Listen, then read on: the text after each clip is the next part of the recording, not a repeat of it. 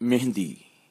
औरतों के बनाव श्रृंगार में मेहंदी का एक बहुत बड़ा रोल हुआ करता है। औरतें शादी ब्याह के मौके पर, मुख्तलिफ त्योहारों और खुशियों के मौके पर अपने हाथ और पैर में मेहंदी लगवाया करती हैं।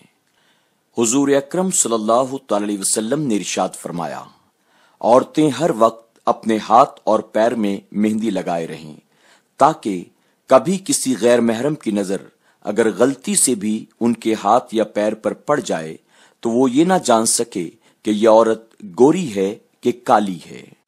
इसी के साथ मर्द और औरत के हाथ और पैर में फर्क पैदा हो जाए। यहां तक फरमाया गया कि अगरचे सिर्फ नाखून में सही, लेकिन हर वक्त औरतें मेहंदी लगाए रखें। सैकड़ों साल से औरतों में मेहंदी लगाने का चलन पाया जा रहा है। अब वक्त की तरक्की के साथ मेहंदी लगाने का तरीका भी बदल चुका है। पहले औरतें या तो औरतों से या अपने हाथ से अपने हाथ और पैर में मेहंदी लगाया करती थीं, लेकिन अब ये काम मर्दों के जरिए लिया जाता है।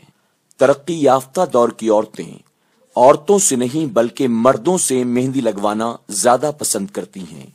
यही वजह तो है शॉपिंग मॉल्स में, रेलवे स्टेशन के बाहर, बाजारों में आपको बहुत से मर्द हजरात औरतों के हाथ और पैर में मेहंदी लगाते हुए नजर आ जाएंगे। बहुत से मर्दों ने इस चलन के चलते इसे अपना प्रोफेशन बना लिया है।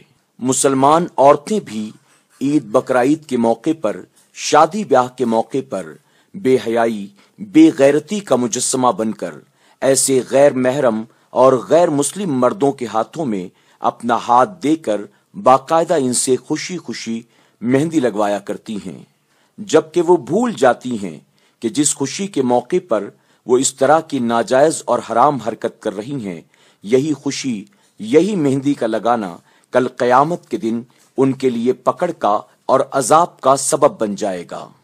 एक मुसलमान औरत जब नमाज के लिए खड़ी हो तो फरमाया गया कि वो इस तरह से अपने दुपट्टे को लपेट ले कि उसके सर के बाल तो दरकिनार, बालों की रंगत भी नजर नहीं आनी चाहिए।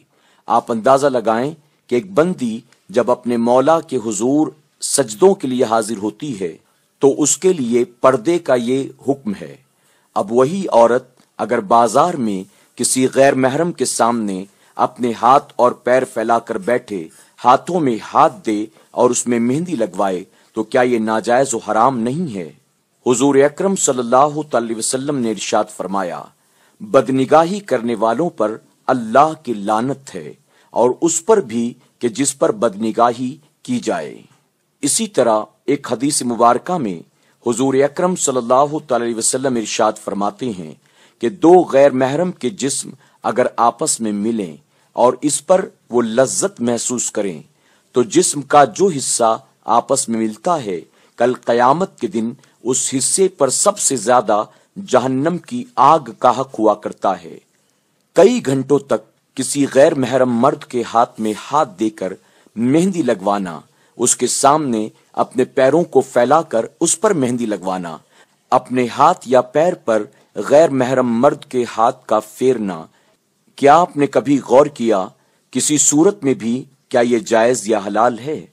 हमें ताज्जुब होता है उन मर्दों की अक्लों पर जो अपनी आंखों के सामने अपनी बहन, अपनी बेटी या अपनी बीवी को इस तरह की नाजायज और हराम हरकत में मुब्तला देखते हैं, लेकिन वो इस पर उफ तक नहीं कहते, बल्कि दुनिया की चलन के साथ वो भी चल पड़े हैं और अपनी दुनिया के साथ साथ अपनी आखिरत को भी तबाह कर रही हैं।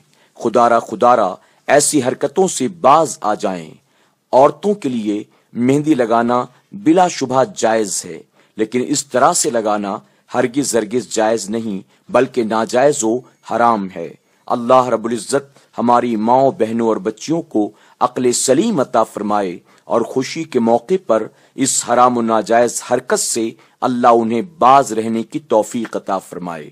अस्सलामु अलैकुम व रहमतुल्लाहि व बरकातुहू।